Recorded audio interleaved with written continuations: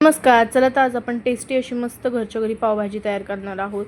त्यासाठी मी पावशेर बटाटे, पावशेर फ्लावर आणि पावशेर वाटाणा घेतला आहे. मी पांढरा घेतला आहे, तुम्ही हिरवा घेऊ शकता. कापून व्यवस्थित घेतलेलं आहे मी सगळं भाज्या. त्यानंतर कांदा, शिमला मिरची आणि टोमॅटो बारीक चिरलेला घेतला आहे कापून.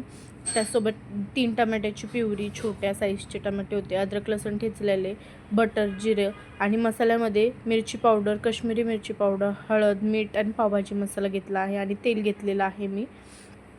आता आपण हे सर्व धुवून स्वच्छ एका कुकरमध्ये घ्यायचं आहे. 1 तांब्या मी पाणी घेतलेलं आहे आणि मऊसर असं शिजवून घ्यायचं आहे. मी 7 ते 8 शिट्ट्या घेतलेल्या आहेत, कारण की पांढरा वाटाणा होतो तो शिजायला थोडा वेळ लागतो त्यामुळे.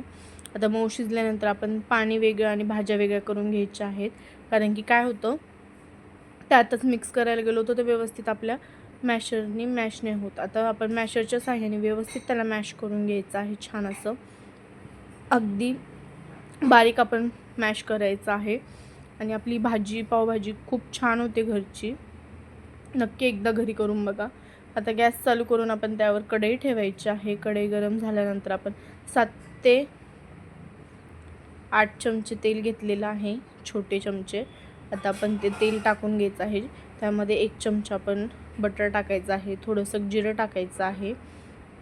अद्रक लसूणची 1-1.5 चमचा पेस्ट होती, ही ठेचून घेतलेली, ती टाकायची आहे. तुम्ही पेस्ट देखील टाकू शकता. आता 1 मिनिट आपण त्याला परतायचं आहे. त्यामध्ये बारीक चिरलेला कांदा, शिमला मिरची आणि टोमॅटो एकत्रच टाकायचं आहे आणि व्यवस्थित त्याला आपण मिक्स करायचं आहे. अगदी 1 ते 1.5 मिनिटासाठी आपण ह्याला मिक्स करायचं आहे, कारण की त्यातला थोडासा क्रंची पण आपल्याला ठेवायचा आहे. अगदी मऊ नाही करायचं. आणि आपण छोट्या साईजची 3 टोमॅटोची प्युरी केलेली आहे, ती प्युरी टाकून घ्यायची आहे. आता प्युरी टाकल्यानंतर व्यवस्थित मिक्स करायचं आहे. आता त्याला प्युरी टाकल्यामुळे पाणी सुटतं, कारण की टोमॅटोमध्ये पाणी असतं. आता छान आपण प्युरी केलेली आहे. टोमॅटोची प्युरी करताना अजिबात आपण पाणी नाही टाकायचं. आता मिक्स करून त्याला 2 ते 3 मिनिटासाठी आपण झाकण लावायचं आहे, म्हणजे त्यातलं पाणी थोडं सुकून जाईल टोमॅटोमधलं. आता छान आपण मिक्स करायचं आहे ह्याला 1 ते 2 मिनिटासाठी. मिक्स केल्यानंतर आता मसाले, पावभाजी मसाला, चवीनुसार मीठ, हळद आणि मिरची पावडर टाकायची आहे आणि पुन्हा त्याला आपण 1 ते 1.5 मिनिटासाठी मिक्स करून झाकण लावून ठेवायचं आहे 2 ते 3 मिनिटासाठी. मीडियम फ्लेमला हे करायचं आहे. आपण झाकण ठेवल्यानंतर मीडियम फ्लेम ठेवायची आहे. छान मस्त थोडी बारीक चिरलेली कोथिंबीर टाकून पुन्हा त्याला मिक्स करून घ्यायचं आहे आपण. कलर किती छान आला आहे पाहू शकता. आता ह्यामध्ये आपण मॅश केलेल्या ज्या भाज्या होत्या त्या टाकून घ्यायच्या आहेत आणि व्यवस्थित त्यालाही आपण त्या भाज्यांना मिक्स करायचं आहे. आता ह्यामध्ये आत्ताच आपण पाणी नाही टाकायचं, व्यवस्थित आधी भाज्या मिक्स करायच्या आहेत आणि तुम्हाला जशी थिकनेस हवी आहे भाजीची त्यानुसार तुम्ही त्यामध्ये पाणी टाकायचं आहे. घट्ट हवी असेल तर पाणी थोडं कमीच टाकायचं आणि पातळ हवे असेल तर थोडं जास्त पाण्याचं प्रमाण करायचं आहे. आणि मसाले जर तुम्हाला कमी जास्त थोडे टाकायचे असतील तर तुम्ही टाकू शकता. आता मी 1 चमचा मिरची पावडर घेतलेली आहे, तो छोटा 1 चमचा हळद आणि पावभाजी मसाला मी मोठा 1 चमचा घेतलेला आहे आणि चवीनुसार मीठ.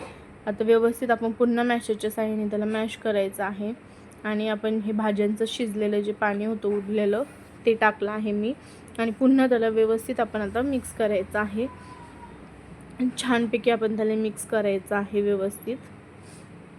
पाहू शकता आपली 5 ते 6 मिनिटामध्ये त्याला शिजवायचं आहे आपण भाजीला.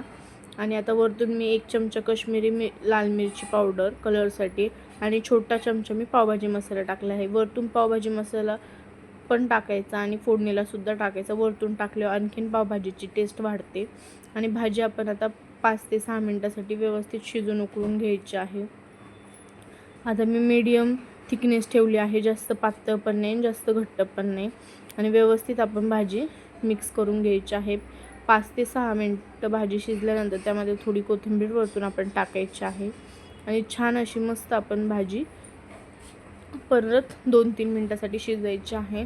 आणि पाहू शकता आपली मस्त अशी पावभाजी तयार आहे.